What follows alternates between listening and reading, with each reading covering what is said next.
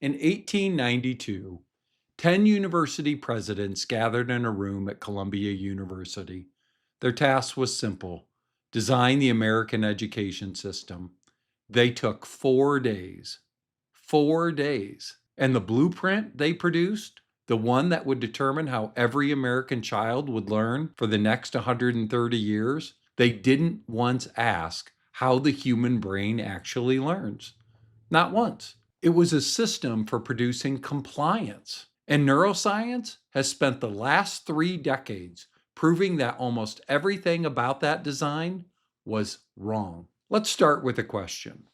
When you picture what happens inside the classroom, what do you see? Is it rows of desks, a teacher at the front, students listening quietly, a bell that rings and everyone moves to the next room? The same subjects in the same order for the same amount of time, regardless of who's sitting in the chair. You notice anything? That design isn't based on how children learn. It's based on how factories operate. The Committee of 10, that's what they called themselves, were mostly university presidents. Charles Eliot of Harvard, James Angle of Michigan, 8 others. They weren't neuroscientists. They weren't developmental psychologists. They were administrators building a pipeline from high school to college. And they modeled that pipeline after the most efficient system they knew, the Prussian factory model. Standardized inputs, standardized outputs, standardized pacing, age-based cohorts moving through a system in lockstep. Not because 10-year-olds all develop at the same rate, but because it was administratively convenient. And here's what most people don't understand. This wasn't a conspiracy, it wasn't malicious. It was a series of reasonable sounding decisions made by well intentioned people that compounded into a system optimized for exactly the wrong outcome. The education system was designed to produce workers, not thinkers. That phrase gets thrown around a lot, but let me show you exactly what that means. In 1918, the National Education Association published something called the Cardinal Principles of Secondary Education. One of those principles, I'm quoting directly, was that schools should prepare students for the worthy use of leisure. Another was ethical character. Another was citizenship, health, vocation. But by 1983, when a nation at risk hit, those principles had been almost completely replaced by a single metric: academic performance on standardized tests in exactly two subjects, math and reading. Do you see what happened? A system designed to develop the whole human being was progressively narrowed into a system that measured two forms of intelligence and ignored everything else. That isn't coincidence, it's architecture. Now, let me take you inside the brain for a moment, because this is where it gets fascinating. If you wanted to design a learning environment that aligns with how the brain actually works, you would build something that looks almost nothing like a modern classroom. Here's what neuroscience has established about how the human brain learns. First, the brain learns through active construction, not passive absorption. When you encounter new information, your prefrontal cortex doesn't just file it away. It has to integrate that information into existing neural networks. It has to build new connections, prune the old ones, and reorganize its own architecture. That's neuroplasticity, and that requires active engagement. The brain has to do the work. You cannot passively receive understanding. Yet, what do traditional classrooms do? It places students in rows, facing forward, receiving information. The brain in that position is not constructing knowledge, it's recording, and recording is not learning. Second, learning is emotional. The amygdala and the hippocampus, the brain's emotion and memory centers, are directly connected. When you experience curiosity, wonder, even productive confusion, your brain releases dopamine and norepinephrine. These neurotransmitters don't just make you feel something, they literally tag information that's important. And they tell your hippocampus, store this, store it deeply. Emotional engagement is not a luxury in education. It is a biological requirement for deep learning.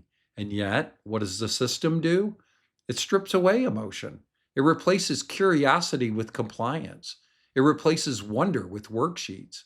And then it acts surprised when students don't remember what they were taught. Third, and this one should alarm all of us, the brain develops in sequence. The prefrontal cortex, responsible for reasoning, impulse control, and ethical decision making, doesn't fully mature until about your mid 20s. But the limbic system, the emotional, reactive, reward seeking part of the brain, is fully online by adolescence. What this means is that children and teenagers are developmentally wired for exploration, social connection, and emotional processing. They are not developmentally wired to sit still for 6 hours and fill in bubbles. When we force them to, we're not building discipline, we're training their brains to associate learning with stress, boredom, and compliance. Now, some of you are thinking, okay, but test scores matter. We need measurable outcomes. We need accountability. Well, you're not wrong, but here's the uncomfortable truth. The metrics we've chosen don't actually measure intelligence. They measure a very specific skill, the ability to perform on standardized assessments and controlled environments. And neuroscience shows that the skill that actually predict long-term success, cognitive flexibility, emotional regulation, ethical reasoning, creative problem solving, are almost entirely absent from those assessments. We're measuring the wrong things. And then we're surprised the results don't add up to success. Let me show you what was sacrificed. On this channel, I've talked about 5 intelligences: intellectual, social, emotional, ethical, and physical intelligence.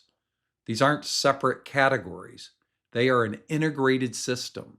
The brain doesn't compartmentalize them, they develop together or they atrophy together. And here's what happened when we optimized for one: intellectual intelligence was reduced to test performance, not critical thinking, not creative problem solving, not the ability to synthesize information across disciplines. The ability to select the right answer out of 4 options. That is not intelligence. That's pattern matching. Social intelligence was eliminated from the curriculum entirely.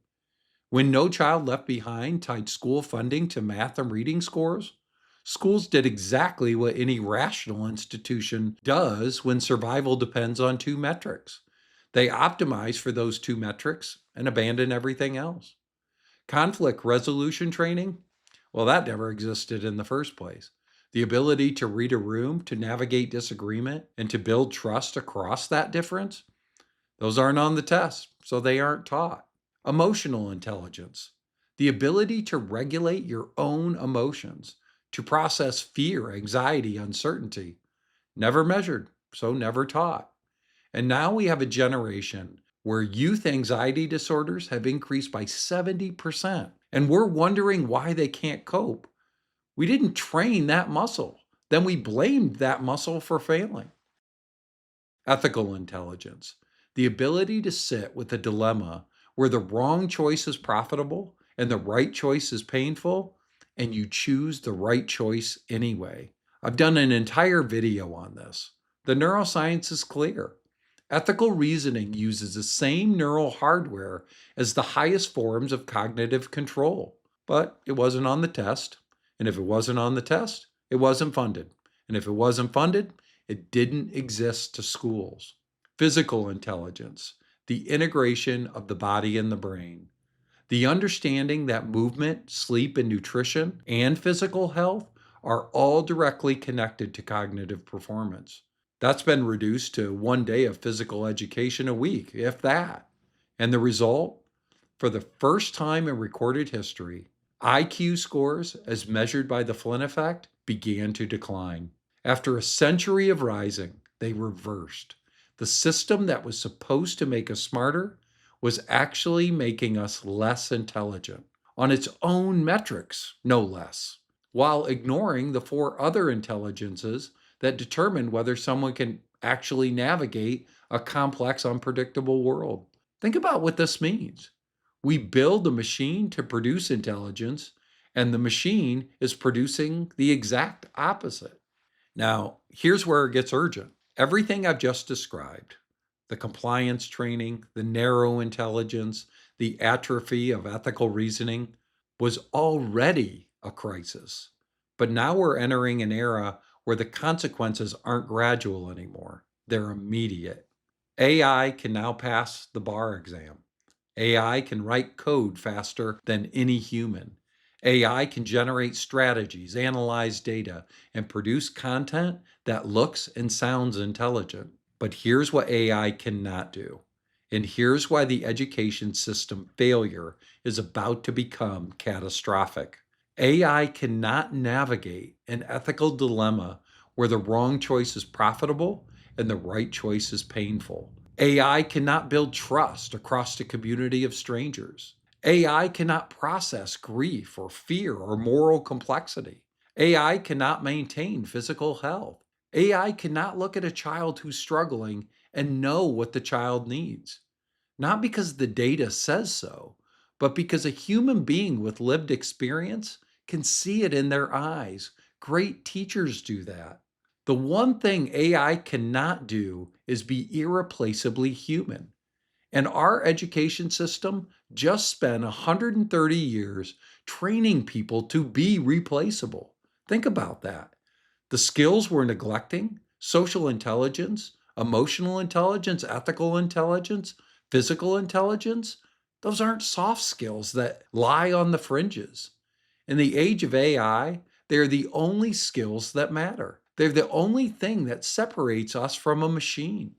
We trained an entire generation to compete with AI on AI's terms. That's not just a failure, that's a setup.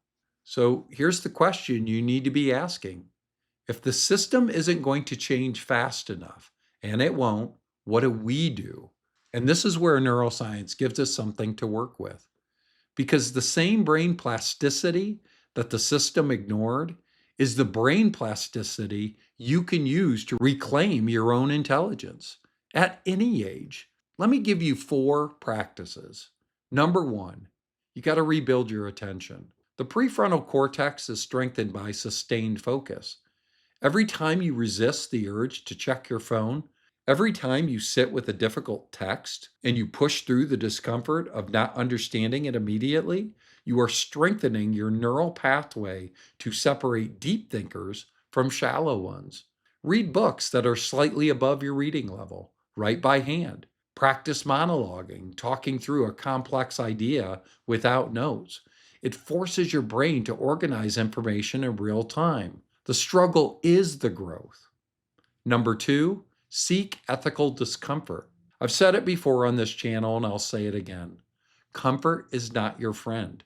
The moment you feel the pull towards a shortcut, when the unethical path is easier, faster, and more profitable, that tension you feel, that's your brain at the gym. Don't run from it, sit in it. Choose the harder right over the easier wrong. Every time you do, you're strengthening your prefrontal cortex to override your limbic system. That's not moralizing.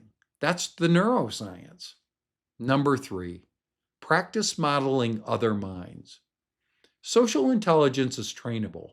Deliberately put yourself in situations where you have to understand someone else's perspective. Read fiction, serious fiction, because narrative forces your brain to simulate other people's experiences. Have conversations with people who you disagree with, not to win, but to understand how they reach their conclusions. The more you practice modeling other minds, the stronger your prefrontal cortex becomes. You're literally building the neural hardware for wisdom. And finally, number 4, integrate your body and your brain. Physical intelligence is not separate from intellectual intelligence. Exercise increases BDNF, brain-derived neurotrophic factor, a protein that directly supports neuroplasticity. Movement improves memory consolidation.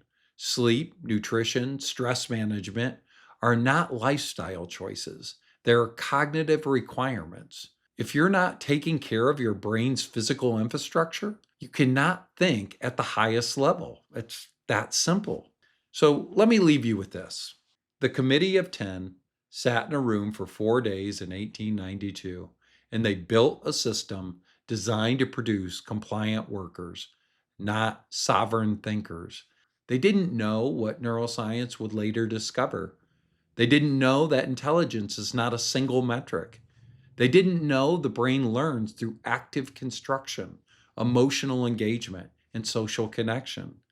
They didn't know that ethical reasoning uses the same neural hardware as the highest forms of cognitive control. But we know. The question is not whether the education system failed. It did. The question is whether you're going to wait for the system to fix itself, or whether you're going to reclaim your own intelligence starting now. Because the ships have already launched. We're all on them. And the test isn't whether you can fill in the right bubble.